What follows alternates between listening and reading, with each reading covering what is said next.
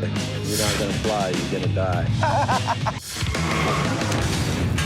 A certain gas monkey is preparing for the Red Bull Flugtag competition. To make sure that Aaron will fly the furthest and win the competition, Richard has bought him some hang gliding lessons. Complicated about it, or you just hold on to this thing, or what? Well, actually, if you just hold on to it, you're not gonna fly, you're gonna die.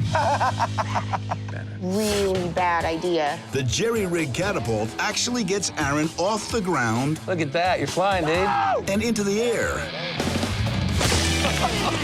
More falling than flying. Are you all right?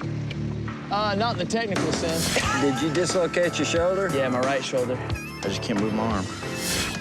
Your shoulder was like down here. Yeah. Ouch. Oh, damn. That one hurt. Oh, man. Did you hear that thing popping? Good thing for Aaron that in the actual Flugtag event, the landings are much softer. Oh, boof. Man, I'll tell you, that was something else. That was pretty cool.